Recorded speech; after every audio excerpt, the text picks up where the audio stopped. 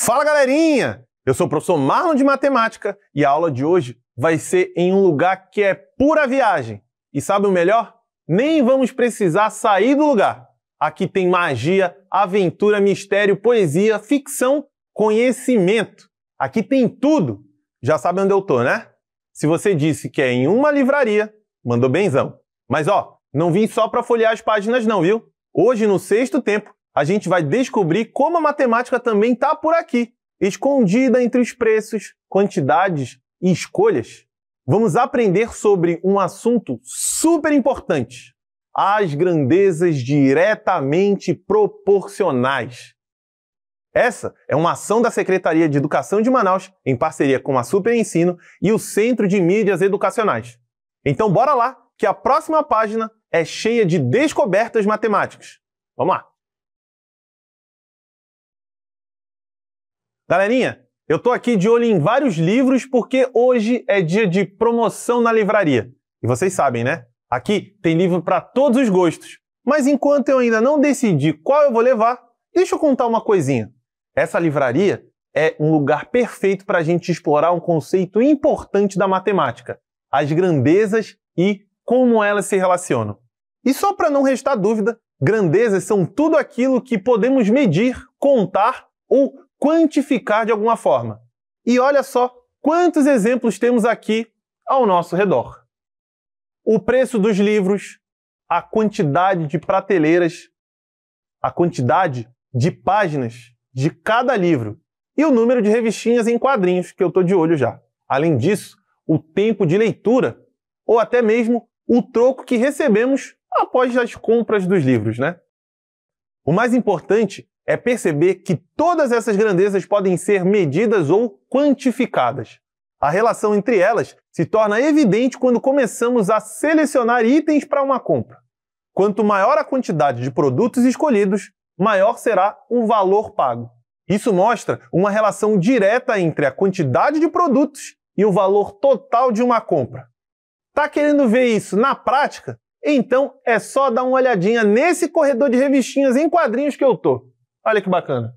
As revistinhas aqui estão na promoção e cada uma está custando R$50. E para deixar tudo tranquilinho, bora montar uma tabela com isso? Dá uma olhadinha nessa aqui que está aparecendo na telinha. Observem que essa tabela é formada por duas colunas. A primeira refere-se à quantidade de revistinhas e a segunda coluna mostra o preço total referente à quantidade de revistinhas. Como consideramos apenas uma revistinha, o preço total será de R$50. Mas será que não vamos querer comprar mais algumas revistinhas? Então, para não ficar com essa dúvida, eu vou aproveitar essa promoção para pegar mais duas revistinhas. E agora, nossa quantidade será de 3 revistinhas ao total. Mas será que o preço vai mudar? O que vocês acham? Galerinha, é claro que vai mudar. Observem que a quantidade de revistinhas triplicou, ou seja, foi multiplicada por 3. E dessa forma, o preço total também irá triplicar. Isso acontece porque as grandezas quantidade de revistinhas e preço total são diretamente proporcionais.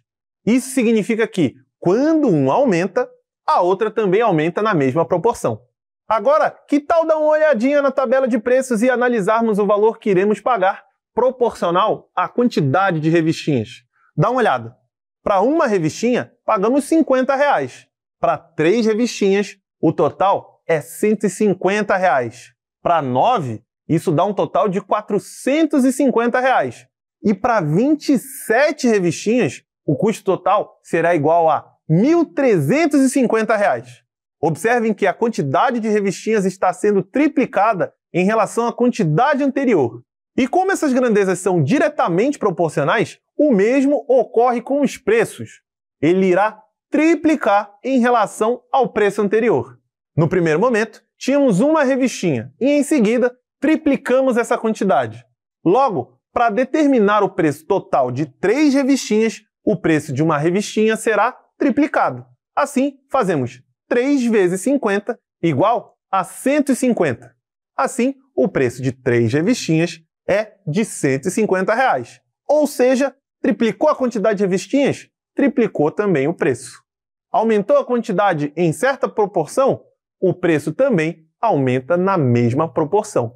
Isso mostra que estamos diante de uma relação proporcional. Mas essa relação não vale só quando as grandezas aumentam. Se a gente diminuir a quantidade de revistinhas, o preço total também diminui, sempre na mesma proporção. E aproveitando que eu já estou aqui na livraria, decidi renovar minha coleção e comprei 27 novas revistinhas. Obrigado, viu? Gastando R$ 1.350 no total. Agora, e se eu comprasse apenas a terça parte dessa quantidade de revistinhas? O que aconteceria com o preço total? Galerinha, antes de tudo, precisamos lembrar que a terça parte de um número é o mesmo que o dividir por 3. Assim, como temos 27 revistinhas, ao dividir por 3, ficamos com 9 revistinhas. E o preço? Bem, se R$ 1.350 era o valor total para as 27 revistinhas, ao reduzir essa quantidade para a terça parte, o novo preço total será dado por 1.350 dividido por 3, que é igual a 450. Ou seja, nesse caso, pagaríamos R$ 450 por 9 revistinhas. Entenderam o padrão aqui? Se reduzirmos a quantidade de revistinhas para a terça parte, o preço total também será reduzido para a terça parte. Dá só uma olhadinha em como fica a tabela com essa relação. Essa relação entre as grandezas mostra que estamos lidando com o que chamamos de grandezas diretamente proporcionais. Isso significa que, se uma grandeza aumenta, a outra também aumenta na mesma proporção. E o contrário também é verdade. Se uma diminui, a outra também diminui na mesma proporção. E aí, galerinha, curtiram esse passeio pela livraria? O mais legal de tudo foi ver como a matemática está por toda parte, até mesmo entre os livros e os quadrinhos. Hoje a gente aprendeu sobre as grandezas diretamente proporcionais e descobriu que, quando uma grandeza aumenta, a outra grandeza também aumenta na mesma proporção. E quando uma grandeza diminui, a outra grandeza também diminui na mesma proporção. E agora que está tudo tranquilinho, que tal testar tudo o que aprendemos com uma questão modelo? Bora lá? Galerinha, olha essa questão modelo. Durante a organização dos livros em uma livraria, percebeu-se que 8 prateleiras eram suficientes para acomodar 640 livros. Mantendo a mesma proporção de organização, quantos livros caberiam em 4 prateleiras? Será que a quantidade de livros que está na alternativa A, na alternativa B, na alternativa C ou na alternativa D? Bem, para resolvermos essa questão, precisamos entender que a quantidade de prateleiras está diretamente relacionada à quantidade de livros, pois quanto menos prateleiras, menor o número de livros acomodados. Observe que, inicialmente, consideramos 8 prateleiras e, em seguida, consideramos 4. Nesse caso, a quantidade de prateleiras reduziu pela metade, ou seja, foi dividida por 2. Sendo assim, a quantidade de livros também será dividida por 2. Como 8 prateleiras acomodam 640 livros, em 4 prateleiras temos 640 dividido por 2, que é igual a 320. Portanto, em 4 prateleiras caberiam 320 livros. Assim, a alternativa correta é a letra A. Marca a letra A. E que tal colocarmos tudo que aprendemos em prática e triplicarmos os nossos esforços, resolvendo 3 questões dignas de uma revista de super-herói? Então bora lá! Vamos praticar!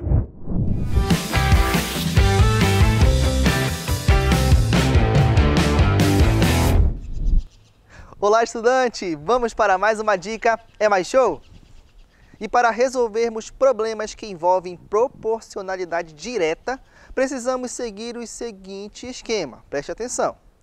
Identificar as grandezas envolvidas, organizar os dados em uma tabela para visualizar a relação entre as grandezas, verificar se as grandezas aumentam ou diminuem na mesma proporção, realizar os devidos cálculos. Se as grandezas aumentam, multiplicamos. Se as grandezas diminuem, dividimos. Coloque esse esquema em prática nas suas atividades e qualquer dúvida, comunique seu professor. E até a próxima!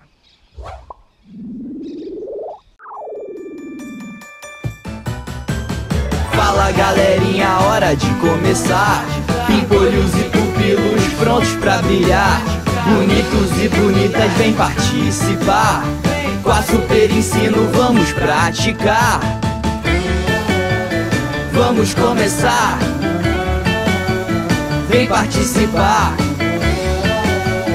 Vamos praticar. Vamos praticar. Vamos praticar. E olha essa questão, galerinha. Um pedreiro usa 3 sacos de cimento para fazer um piso de uma sala de 15 metros quadrados. Quantos sacos de cimento são necessários para fazer o piso de uma sala de 45 metros quadrados? Será que é a quantidade de sacos da alternativa A, da alternativa B, da alternativa C ou da alternativa D? Tempo na telinha e eu já volto, sabendo que você vai mandar benzão.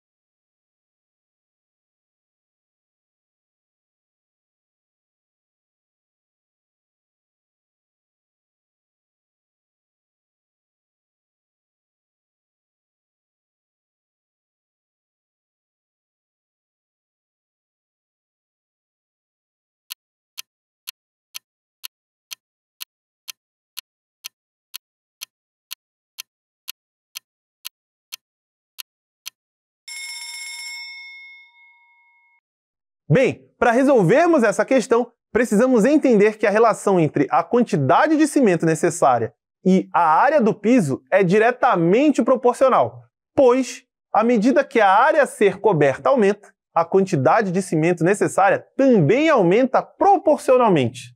Sabemos que, no primeiro caso, o piso da sala mede 15 metros quadrados e, no segundo caso, temos uma sala 3 vezes maior, de 45 metros quadrados. Ou seja, do primeiro para o segundo caso, a sala ficou 3 vezes maior. Isso significa que a sua medida inicial, que era 15 metros quadrados, foi multiplicada por 3. Dessa forma, como as grandezas são diretamente proporcionais, a quantidade de sacos de cimento também será multiplicada por 3.